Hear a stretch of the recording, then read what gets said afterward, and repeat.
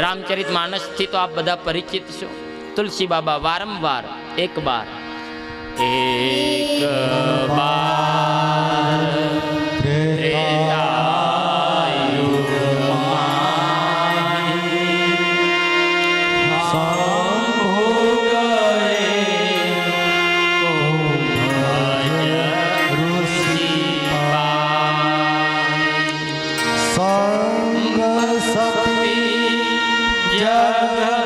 जननी भवानी पूजे ऋषि अखिलेश्वर जानी।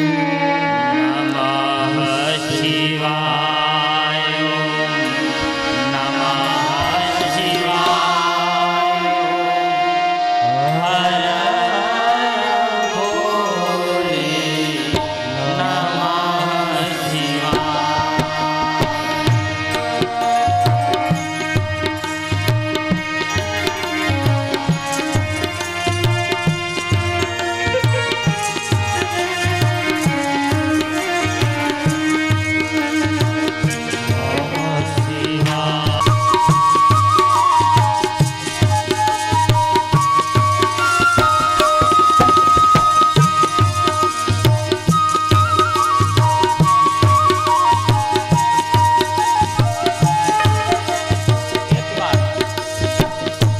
एक बार त्रेतायुग माए, एक बार त्रेतायुग माए, शंभु करे भजन शिवाय शंभु करे भजन शिवाय संग सखी जग जननी भवानी।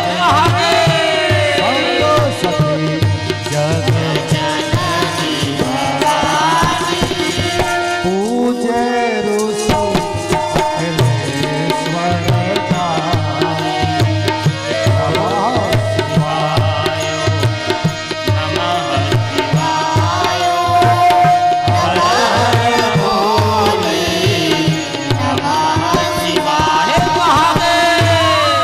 दोनों हाथ ऊपर उठा के भगवान शंकर नमः शिवाय नमः शिवाय हर भोले नमः शिवाय। हे महादेव हे शंभो हे उमानाथ हे दीनदयाल हे ओंकार हे दुधेश्वर हे महादेव।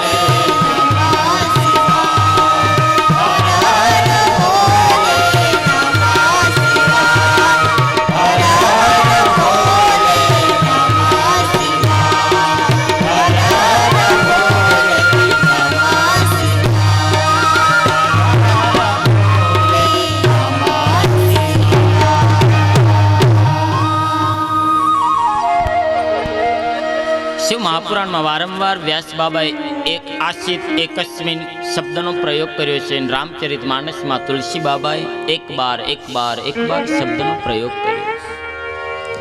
તો એક સમય પિતામાં બ્રહ્મા કહે છે કે નારદ સાંભળો. એક સમય એક કાંપિલ્ય નામનું નગર હતું. એ નગરમાં સોમયાજી કુલોદ્ભવ. સોમ એટલે જે શીતળ હોય એને સોમ કહેવાય. ચંદ્રનું એક નામ છે સોમ. ચંદ્ર કેવો છે તો કે શીતળ છે.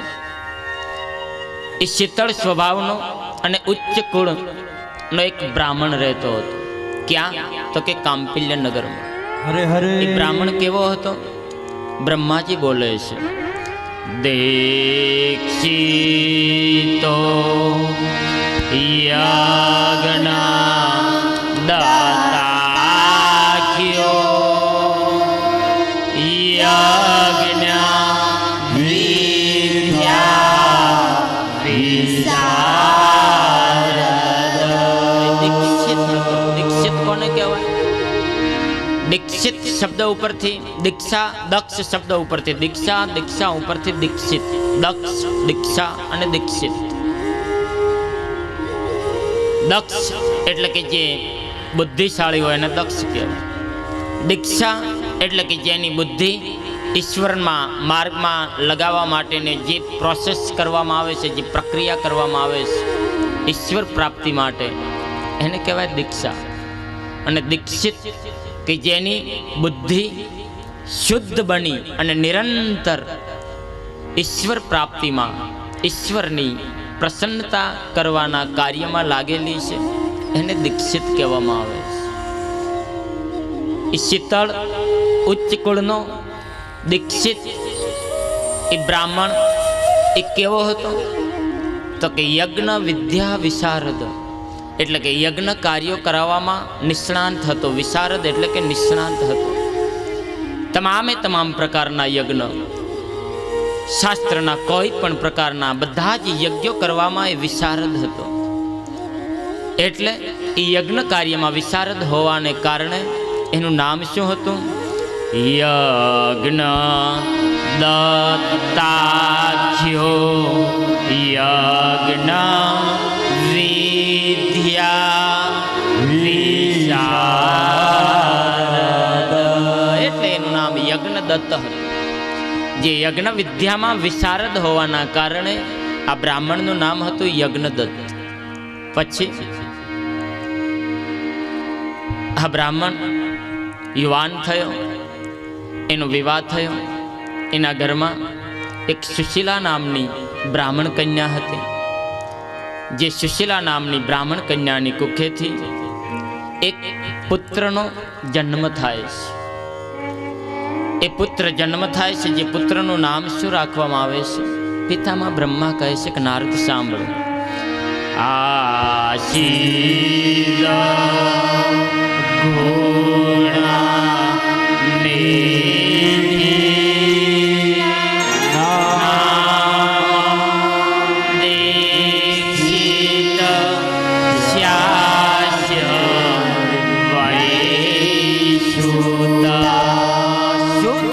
પુત્ર થાય.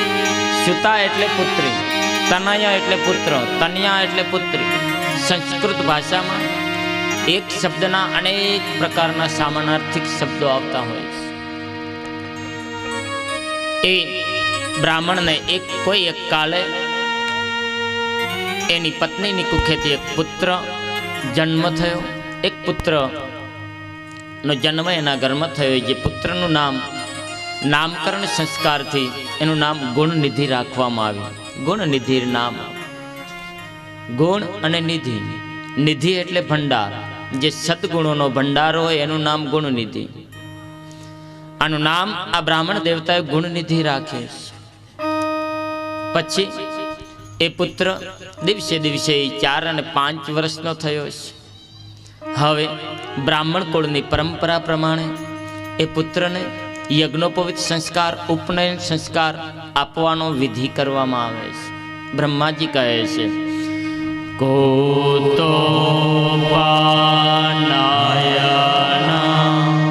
શૌ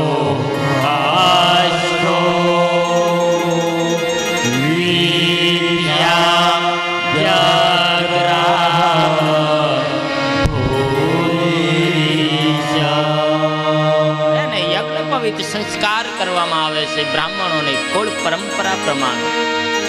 અને પછી એને વેદશાળામાં મૂકવામાં આવે છે, ભણવા મૂકવામાં આવે છે પાઠશાળામાં, જ્યાં વેદોનો, શાસ્ત્રોનો, પુરાણોનો, ધર્મગ્રંથોનો અભ્યાસ કરવા માટે આ યજ્ઞદત્ત બ્રાહ્મણ એ પોતાના ગુણનિધિ નામના પુત્રને મૂકી આવે છે. પછી શું થાય છે? આ પુત્ર થોડોક સમય વેદશાળામાં રહે છે, થોડા ઘણા વેદના મંત્રો શીખે છે. પણ પછી બ્રહ્માજી કથાનો વળાંક આપે છે કે આ ગુણનિધિ એ પાઠશાળામાં રહી અને કેટલાક એવા દુષ્ટ મિત્રોની સોબત કરે છે, એની સંગતિ કરે છે. અને આ જગતમાં અત્યારે જેટલી સત્સંગની અસર મનુષ્ય ઉપર નથી થતી ને, એનાથી વધારે પ્રભાવશાળી અને ઝડપી કુસંગની અસર થાય છે. હરે હરે હવે અહીંયા બાપ યજ્ઞદત્ત જે યજ્ઞ વિદ્યામાં વિશારદ છે, જે ધર્મનિષ્ઠ છે, પરમ શિવ પ્રેમી છે, એનો પુત્ર જેનું નામ ગુણનિધિ છે. ગુણનિધિનો અર્થ થાય છે સદગુણોનો ભંડાર, જેને પાઠશાળામાં ભણવા માટે મૂક્યો છે. પરંતુ ત્યાં એ થોડાક એવા દુષ્ટ મિત્રોનો સંગતમાં આવી જાય છે. એટલે એ વેદ ભણવામાં એ ગુણનિધિનું મન લાગતું નથી. ધીરે ધીરે એ વેદ ભણવાનું છોડી અને જે દુષ્ટ મિત્રો છે એની સાથે સોબતમાં આવી અને જ્યાં ત્યાં ભટકવા માટે, રખડવા માટે ચાલ્યો જાય છે. પછી એ બારે જઈ અને શું કરે છે? તો એ દુષ્ટ મિત્રોની સાથે જુગાર ખેલે છે. પછી એ પાઠશાળામાંથી એકબીજા જે વિદ્યાર્થીઓ છે, છાત્રો છે, એના દફતરમાંથી જે તે પેન, પેન્સિલ, કોઈના પણ રૂપિયા, પૈસા આ બધું ચોરી કરે છે. ચોરી કરીને જુગાર રમે છે. પછી વ્યાસ બાબા તો કહે છે કે ધીરે ધીરે એવી બધી સોબતમાં આવી જાય છે કે એ શરાબ પણ પીવે છે, માંસાહાર પણ કરે છે, વ્યભિચાર પણ કરે છે. અને એ પાઠશાળાએથી ઘરે આવે તો હવે જુગાર રમવા માટે મા પાસે ધન માગે છે.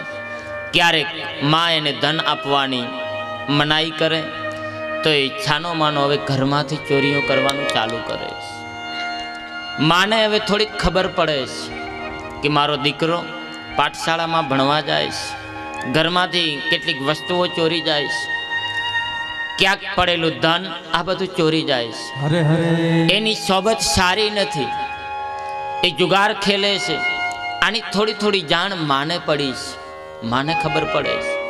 પિતા તો કોણ છે? તો કે યજ્ઞદત્ત. એ તો યજ્ઞ કાર્યમાં વિશારદ છે. એટલે એમને તો બહારથી, દેશ વિદેશથી રાજા, મહારાજા, ચક્રવર્તી, સમ્રાટોના તેડા આવે છે. એટલે એ યજ્ઞદત્ત બ્રાહ્મણ નિરંતર ઘરની બહાર રહે છે.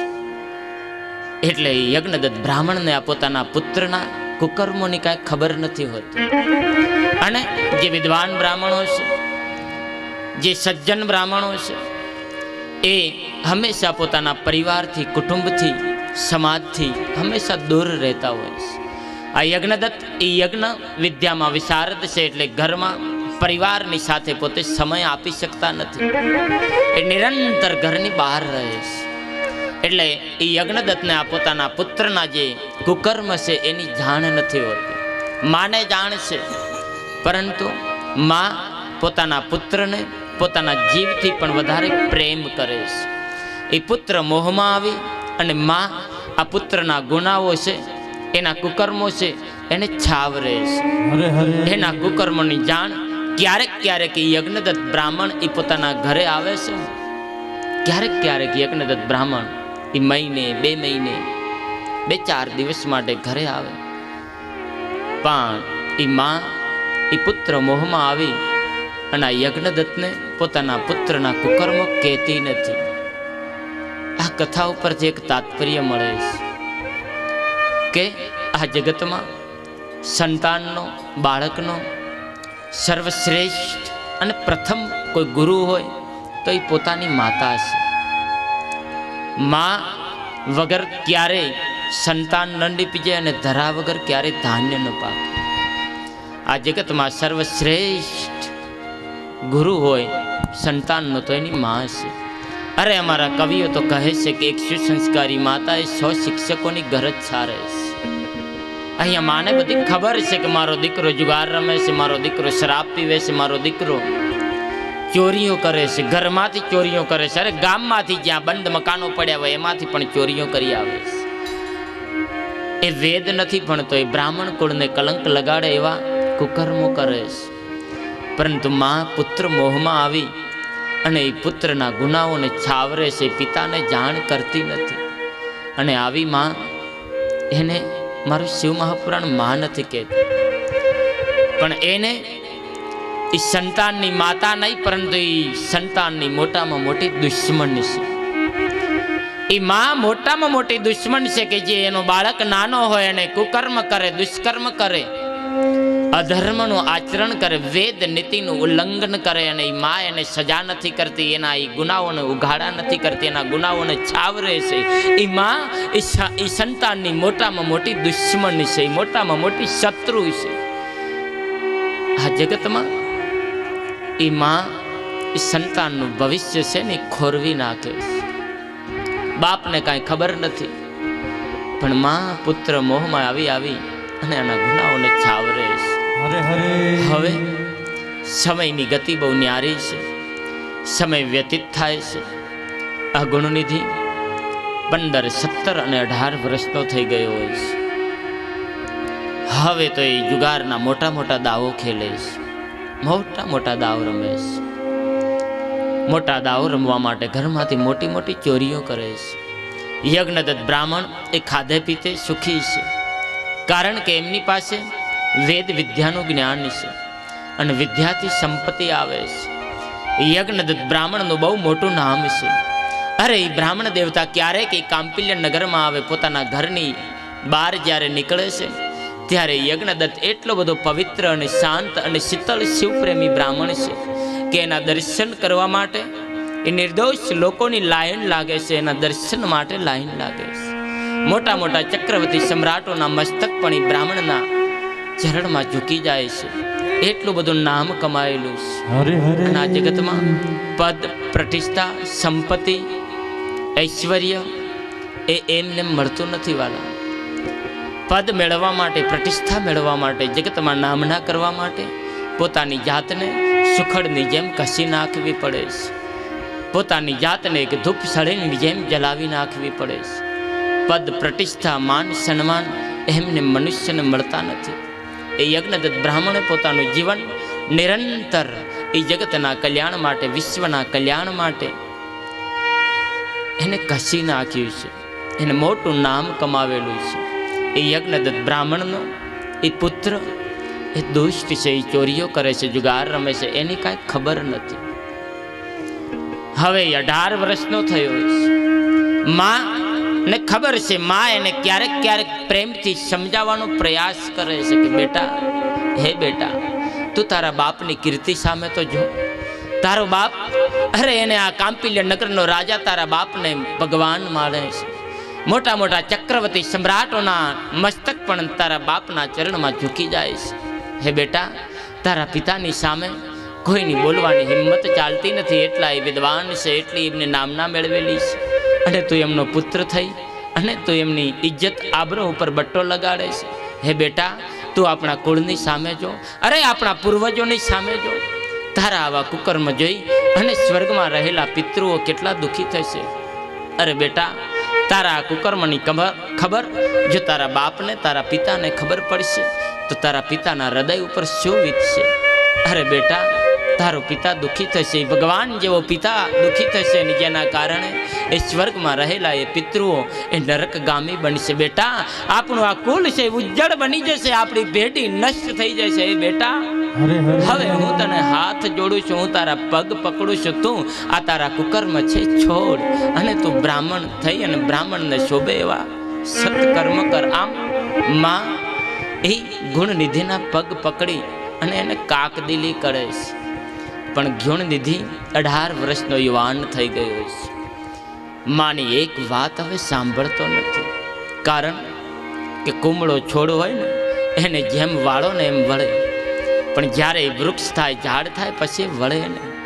અમારી બનાસકાંઠાની ભાષામાં કહીએ ને તો કે પાકા ઘડે ક્યારે કાના ન ચડે. હા, ગુણનિધિ 18 વર્ષનો થયો છે. હવે માની કોઈ વાત માનવા માટે તૈયાર નથી. માં એકવાર રાત્રે અને સમજાવે છે, પણ ગુણનિધિ માની વાત ગણકારી અને સૂઈ જાય છે.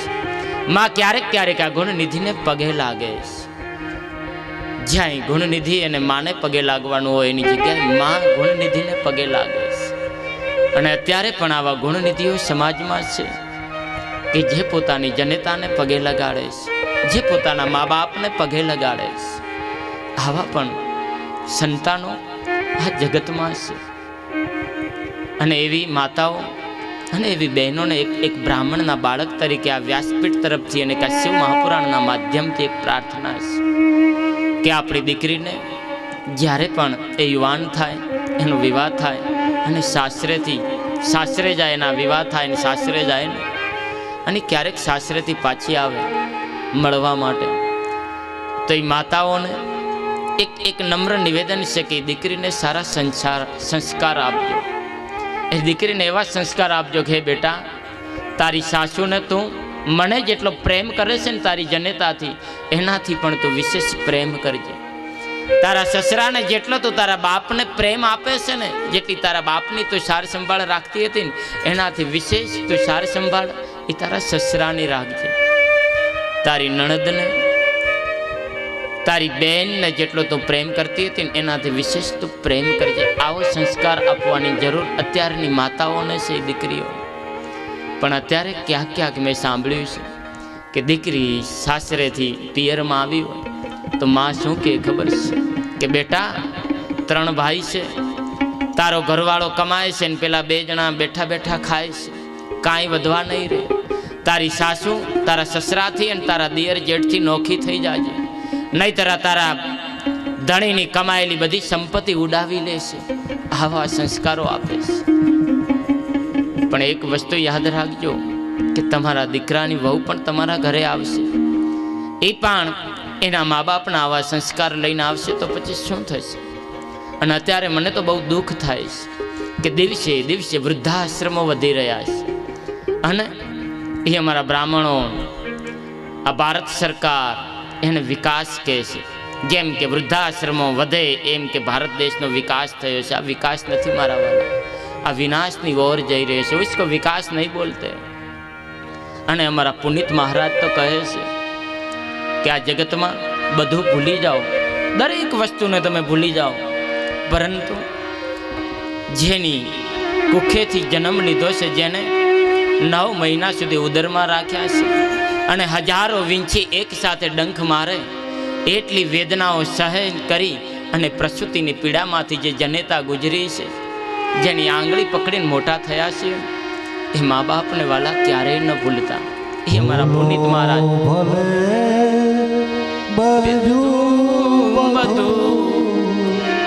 મા બાપને ભૂલશો નહીં, ભૂલો ભલે બીજું બધું, મા બાપને ભૂલશો નહીં.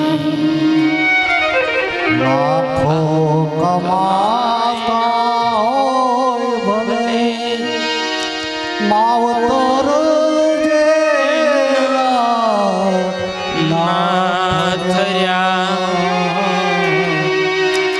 લાખો કમાતા હોય ભલે માવતર જેવા ના થયા, એ લાખ નહીં પણ રાખશે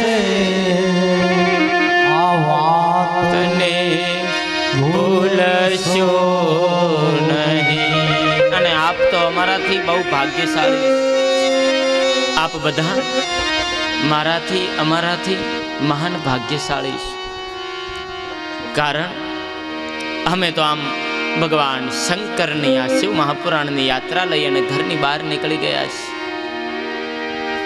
અમે જ્યાં જ્યાં જઈએ ને ત્યાં સમાજના લોકો અમને બહુ માન આપે છે, જેથી અમારા હૃદયમાં કંઈ ઓછપ નથી આવતું, પણ છતાંય અમે અમારી જાતને અભાગીની માનીએ છીએ.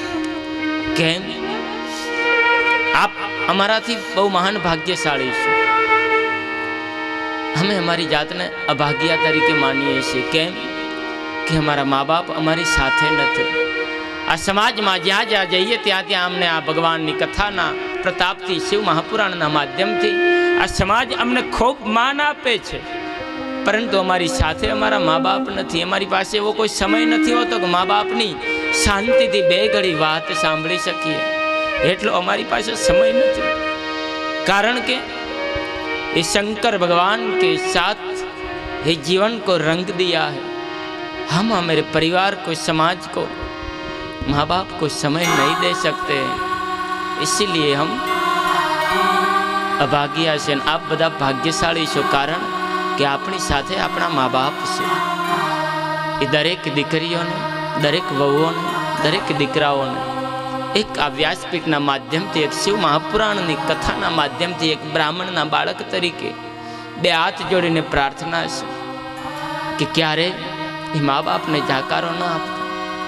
અરે વાલા, તમે તમારા ઘરમાંથી બહાર નીકળી જજો, પરંતુ એ મા બાપને ક્યારેય ઘરમાંથી બહાર ન કાઢતા. અરે અત્યારે કેટલાય મા બાપ આવે છે કે દીકરાની વહુ મારાથી બોલતી નથી. અરે દીકરો, અને આ જગતમાં મેં મારી સમજ આવી, આજે 35-36 વર્ષની મારી ઉંમર થઈ છે. જ્યારથી મને સમજણ આવી ને ત્યારથી મેં ક્યારેય પણ સમાજમાં એવું નથી સાંભળ્યું કે કોઈ પણ દીકરો એ લગ્ન પહેલાં, વિવાહ પહેલાં એ મા બાપથી અલગ થયો હોય. કોઈ પણ એવો સમાજનો કોઈ એવો દીકરો નથી કે એના વિવાહ પહેલાં, એના લગ્ન પહેલાં એ મા બાપથી એ નોખો થયો. પણ ક્યારે કે મા બાપ એ પોતાના દીકરાઓ યુવાન થાય એટલે મા બાપ વિચાર કરે કે મારો દીકરો યુવાન થયો છે, લાવ મારા દીકરાને 4 હાથ કરી દઉં. એટલે એ મા બાપ એ દીકરાના વિવાહ કરાવે. દીકરાનો વિવાહ થાય એટલે એના 4 હાથ થાય, 4 આંખ થાય, અને સાથે સાથે પગ પણ 4 થઈ જાય, 4 પગે થઈ જાય છે. વાલા, એની હાલત થોડી વચ્ચે સોપારી જેવી હોય છે. ન તો માને કહી શકે કે ન તો ઘરવાળીને કહી શકે. પછી અંદર ને અંદર પીડાતો હોય, પણ શું કરે? આવી અત્યારે હાલત છે. આમાં બધી જગ્યાએ દીકરાઓના પણ વાંક નથી હોતા હો વાલા. બધી જ જગ્યાએ સંતાનોના વાંક નથી હોતા. ક્યાંક ક્યાંક મા બાપના પણ દોષ હોય છે, ક્યાંક ક્યાંક પરિસ્થિતિના પણ દોષ હોય છે. માટે દરેક માઓને ખૂબ પ્રાર્થના છે, આ વ્યાસપીઠના માધ્યમથી તમારી દીકરીને ખૂબ સમજાવજો. જ્યારે જ્યારે પિયરમાં આવે તો એને ખૂબ સંસ્કાર આપજો કે બેટા, તારા સાસુ સસરા એ તારા સાચા મા બાપ છે, તારા દિયર જેઠ એ સાચા તારા ભાઈ છે, તારી નણદ એ સાચી તારી બહેન છે. તારે ત્યાં રહેવાનું છે, તારે નોખો નથી થવાનું બેટા, તારે નોખો નથી થવાનું. અને દીકરાઓએ ક્યારેય મા બાપને ધિક્કારવો નહીં. કોઈ પણ પુરુષ, કોઈ પણ દીકરી જ્યારે આ બ્રહ્માંડમાં, આ જગતમાં ઉન્નતિના શિખરો સર કરવામાં જો માહેલું હોય ને, તો એમાં મા બાપના આશીર્વાદ છે. મા બાપના આશીર્વાદ વિના ક્યારેય પણ કોઈ પણ સંતાન ક્યારેય ઉન્નતિના શિખરો સર નથી કરી શકતો વાલા. એટલે આ જગતમાં ભલે બધું ભૂલી જાઓ, અરે પોતાની જાતને ભલે ભૂલી જાઓ, પોતાના પરિવારને, સમાજને, ગામને, બધાને ભૂલી જજો, પરંતુ જેની કુખેથી જન્મ લીધો છે, જેને હજારો વીંછીઓ એક સાથે ડંખ મારે એટલી વેદનાઓ સહન કરી, એ પ્રસૂતિની પીડામાંથી જે પસાર થયેલી માને ક્યારેય ન ભૂલતા. સુરુ જનની સોય સુતા બળભાગી,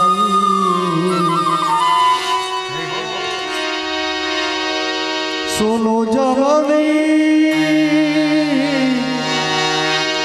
સોય સુતા બળભાગી, જે પિતુ માતો વચન અનુરાગ જય પિતો માતુ વચન અનુરાગ સુનું જનની સોય સુત બળભાગી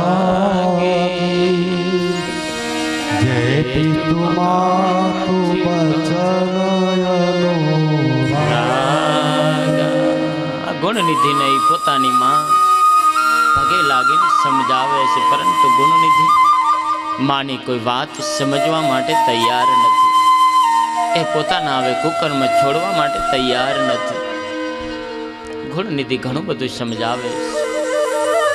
પછી વ્યાસ બાબા કથાને વળાંક આપે છે. બ્રહ્માજી કહે છે કે નારદ સાંભળો, એકવાર એ યજ્ઞદત્ત બ્રાહ્મણ દક્ષિણ દેશમાંથી મહાન યજ્ઞ કરીને ઘરે આવે છે. પોતાના કાંપિલ્ય નગરમાં આવે છે અને પોતાના ઘરમાં એક હપ્તો ભરી રોકાય છે. એક અઠવાડિયા જેવો સમય રોકાય છે અને થોડોક સમય મળે છે. એટલે એ યજ્ઞદત્ત બ્રાહ્મણ એ ઘરમાં ભગવાન શંકરની આરાધના કરવા માટે, ભગવાન શિવની ઉપાસના કરવા માટે, ભગવાન શિવની પૂજાની સામગ્રી લેવા માટે એ કાંપિલ્ય નગરની બજારમાં જાય છે. તે પૂજાપાની દુકાને ઊભો હોય છે.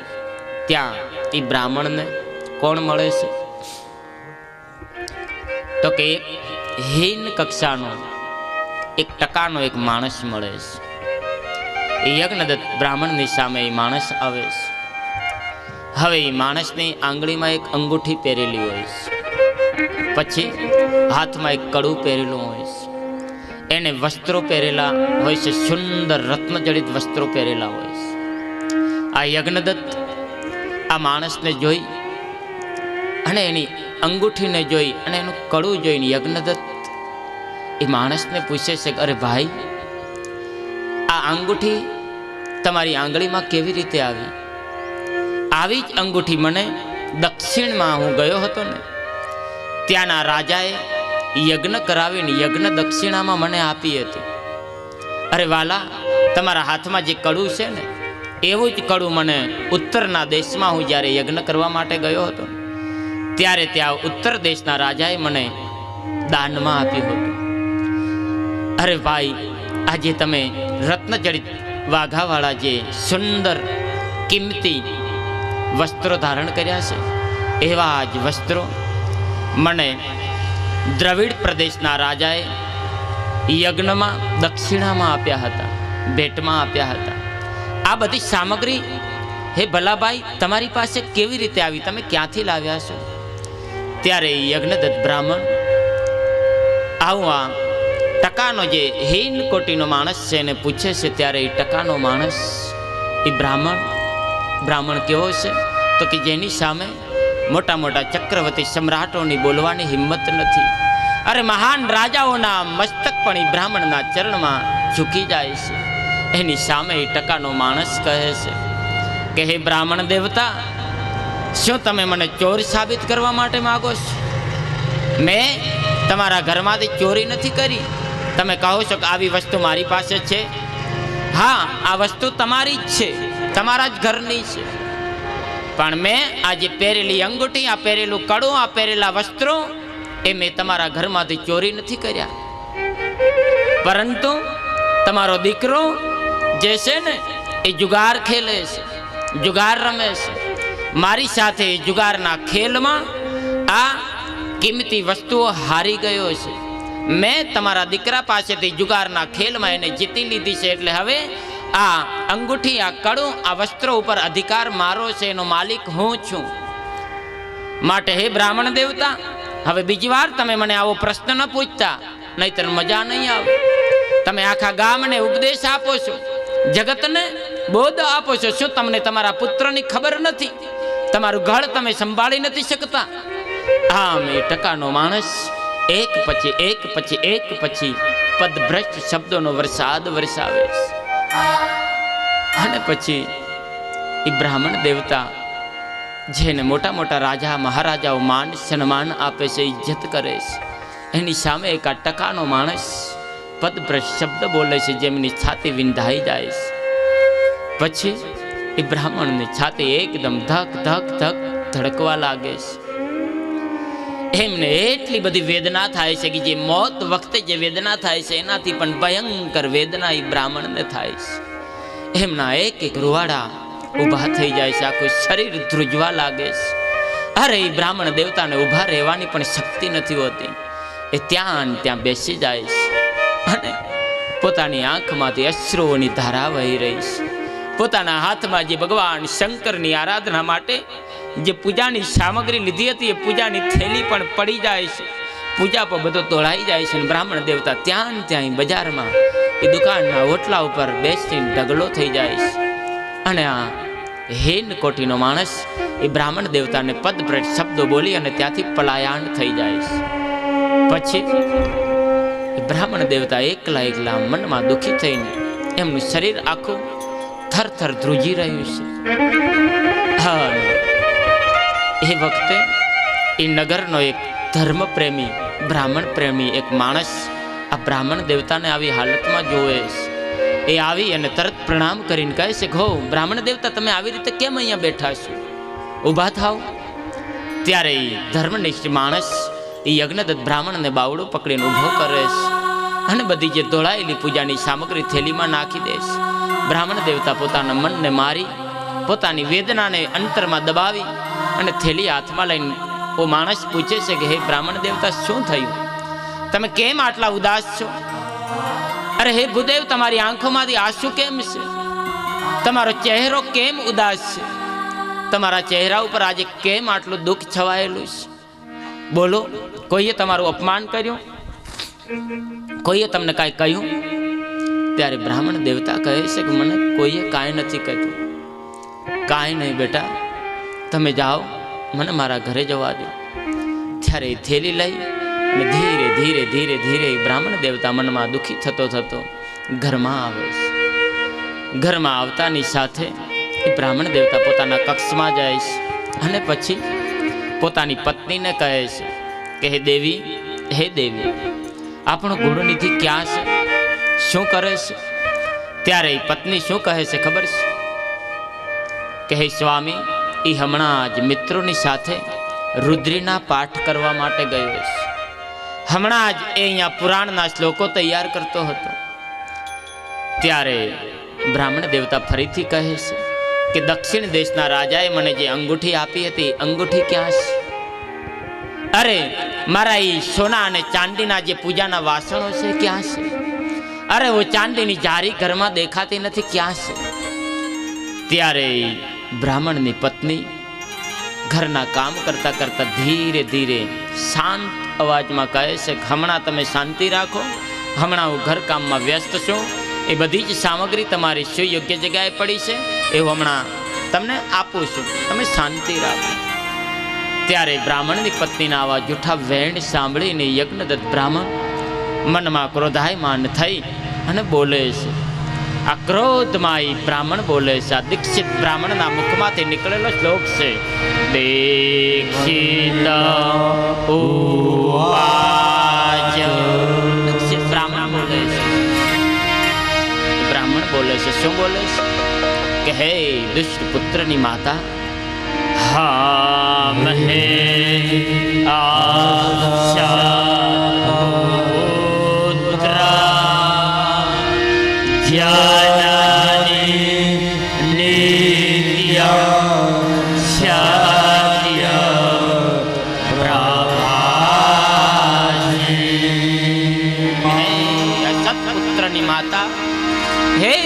પુત્રની માતા, હે દુષ્ટા, તો એક માના નામે કલંક છે, તો એક બ્રાહ્મણ કુળના નામે કલંક છે.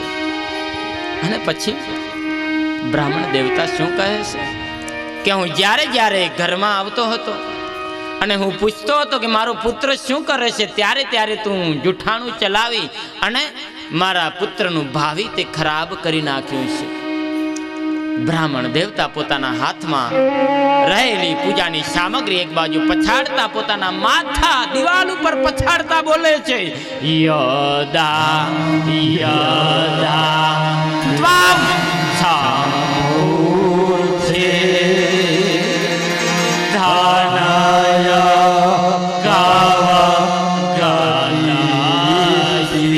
હે દુષ્ટ પુત્રની માતા, હું તને જ્યારે જ્યારે પૂછતો હતો મારો પુત્ર ક્યાં છે, ત્યારે તું કહેતો હતો કે વેદ ભણે છે, પુરાણોના શ્લોકો પાકા કરે છે, ભગવાન શંકરનો અભિષેક કરે છે. આવું જૂઠાણું ચલાવી મારા પુત્રનું ભાવિ તે ખરાબ કર્યું છે. આજે મને જાણ થઈ છે તારા પુત્રના કુકર્મની. હે દુષ્ટા, આજે મને જાણ થઈ છે.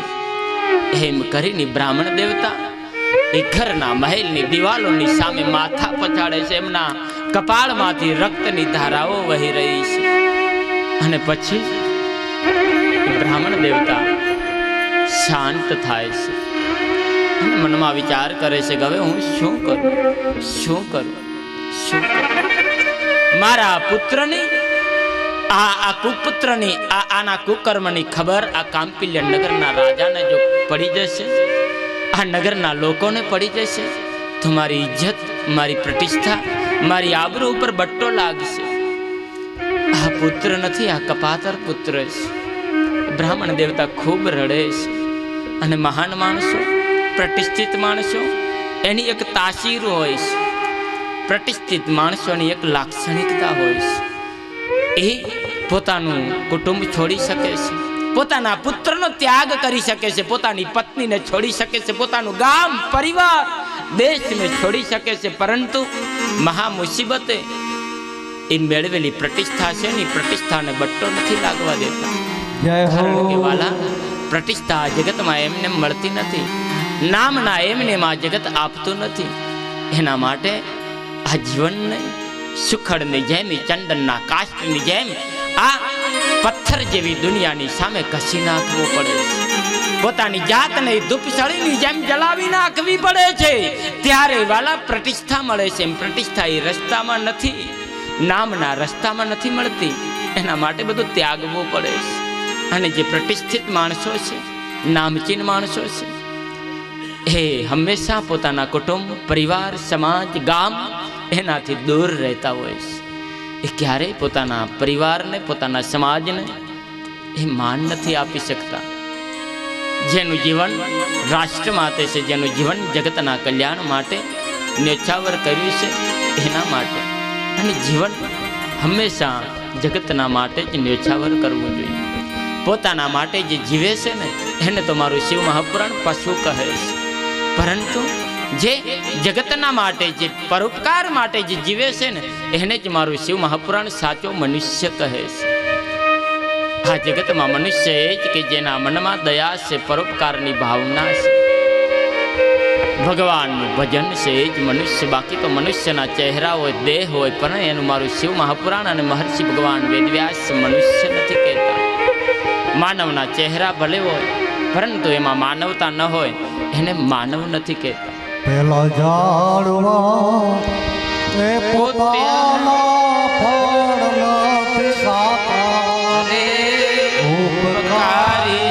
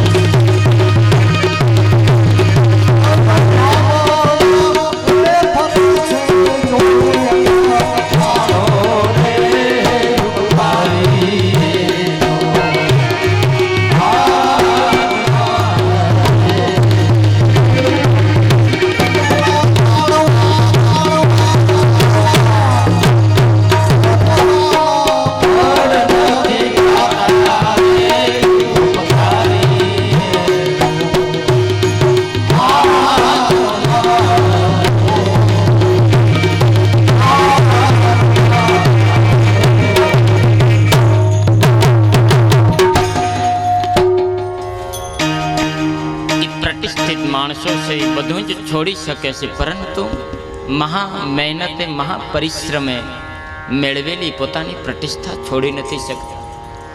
યજ્ઞદત્ત બ્રાહ્મણ બહુ દુઃખી છે. હવે શું કરવું એનું કઈ સૂચતું નથી. પછી યજ્ઞદત્ત બ્રાહ્મણ વેદ અને શાસ્ત્રનો આધાર લે છે. પહેલા તો બહુ દુઃખી થાય છે. જોર જોરથી પોકાર કરીને રડે છે કે હે મહાદેવ, હે શંભો, હે ભોલેનાથ, તે આના કરતા તો મને પુત્ર ના આપ્યો હોત તો સારું હતું. યજ્ઞદત્ત બ્રાહ્મણ ભગવાન શંકરને થપકો આપે છે કે હે મહાદેવ, મેં આવું તો કયા જન્મનું કોઈ પાપ કર્યું હતું કે મને આવો કપાતર પુત્ર મળ્યો છે. યજ્ઞદત્ત બ્રાહ્મણના મુખમાંથી આ નીકળેલો શ્લોક છે અપુત્ર.